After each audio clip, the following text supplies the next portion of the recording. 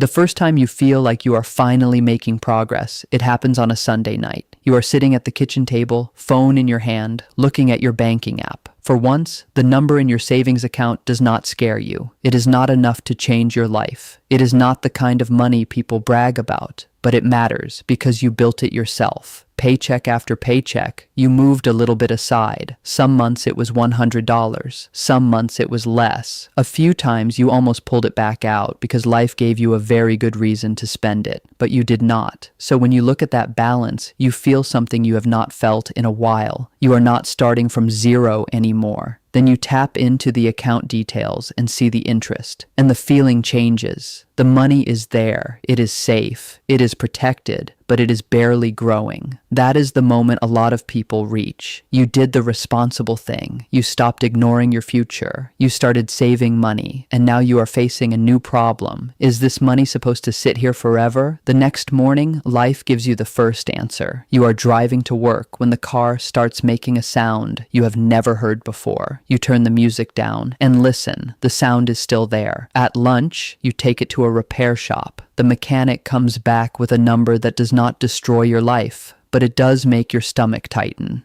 You sit in the waiting area, open the banking app again, and look at the savings balance. That is when something becomes clear. This money cannot all be invested. Not yet, because if every dollar you saved were already in the market, this repair bill could force you to sell. And then your decision would not be based on whether the market is up, whether your plan still makes sense, or whether you believe in long-term investing. It would be based on the fact that you need the car tomorrow. That is not an investing problem. That is a cash buffer problem. So the first step from saving to investing is not choosing a stock, opening a brokerage account, or trying to find the perfect fund.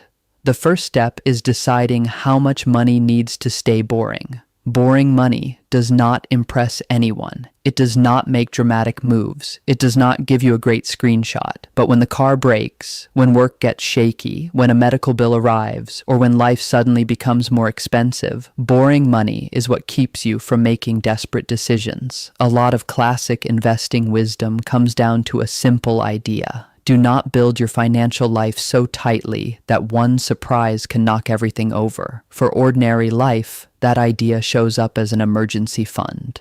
It is not lazy money. It is the money that protects the rest of your money. That night, you go home and open a blank spreadsheet. You write down the bills that would still show up even if your paycheck stopped. Rent, insurance, groceries, transportation, utilities, debt payments, the things you cannot just pretend away. The number is not exciting, but it tells you something important. It tells you how much cash you need before investing stops feeling like a threat. From that point on, you stop calling the savings account extra money. You start thinking of it as safety money. That small change matters because now the money has a job. It is there so a bad week does not turn into a financial emergency. It is there so your future investment plan does not get interrupted by one repair bill. A few weeks later, your safety fund finally reaches the line you set for yourself. This time, you do not just stare at the number and feel proud. You open a brokerage app, and almost immediately, you feel lost. There are trending stocks, charts, news headlines, crypto, options, people online talking like they know exactly what will happen next. The whole screen makes investing feel like a game where everyone else already knows the rules. You close the app. 10 minutes later, you open it again. This time, you do not look for the most exciting thing. You look for the simplest thing you can understand. Long-term investing, broad diversification, low costs, index funds, and slowly the idea becomes less intimidating. You do not need to pick the one perfect company. You do not need to predict next week. You do not need to prove you are smarter than the market. You just need a simple way to own small pieces of many companies and hold them long enough for time to matter. That is why broad index funds are so often recommended to beginners, not because they are magical, not because they never go down, but because they remove one of the hardest parts for a normal person, trying to guess the winner. That night, you do not invest a huge amount. You invest $100. When the confirmation screen appears, nothing dramatic happens. You do not suddenly feel rich. The account does not explode upward. No one knows you did it. But something has changed. For the first time, part of your money is no longer just being stored. It is being put to work.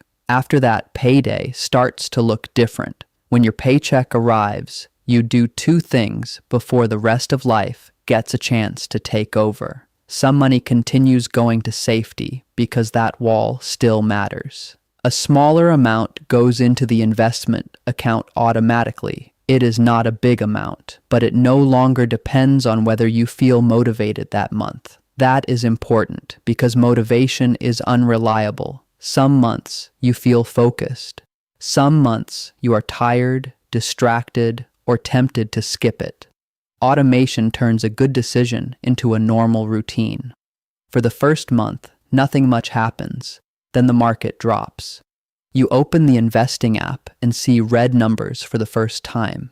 It feels different from reading about risk. When risk is an idea, it sounds manageable. When your own money is down, your brain starts asking questions very quickly. Did I start at the wrong time? Should I stop? Should I sell before it gets worse? Then you open the savings account. The safety money is still there. The car can break, rent can come due, a bill can arrive. None of those things require you to touch the investment account. And because of that, you do something that feels almost too simple. You do nothing. You close the app and make dinner. For a beginner, that is a real milestone. Not because you predicted the market correctly, but because you did not let one bad screen make the decision for you. A few months pass. The investment account moves up and down. News headlines keep sounding urgent. Someone online claims they doubled their money on a single stock. A coworker talks about a coin you have never heard of. Before, that would have made you feel behind. Now, it bothers you less. Your system is boring, but it keeps running. The safety account protects your present. The investment account keeps building your future. Neither one is trying to entertain you. Then, about 6 months after that first $100, you are back at the same kitchen table.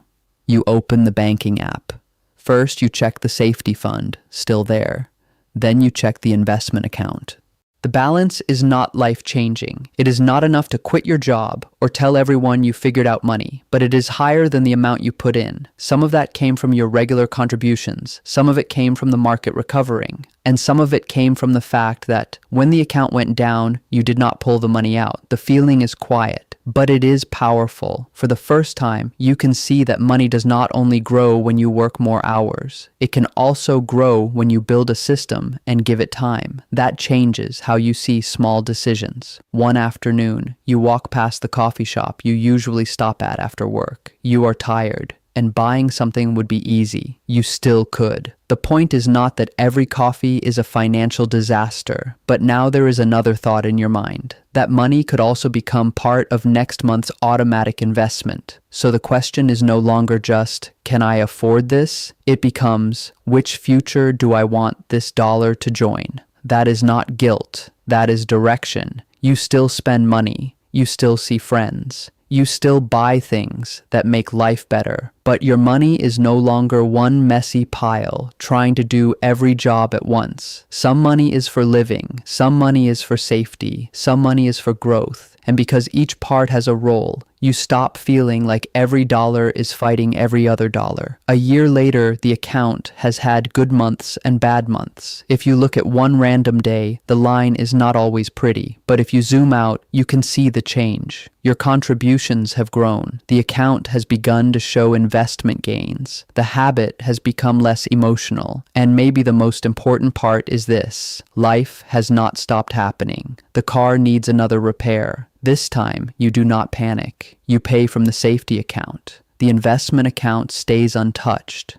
The automatic contribution keeps going on the next payday. That is when the whole lesson becomes real. Saving helped you stop living at the edge. Investing helped your money start moving beyond the edge. The goal was never to throw all your cash into the market. It was never to chase a quick win or pretend risk does not exist. The goal was to give every dollar a better job. Your savings protect the life you are living now. Your investments build the life you are trying to reach. And when those two finally work together, your money stops being something you only defend. It starts becoming something that quietly builds with you.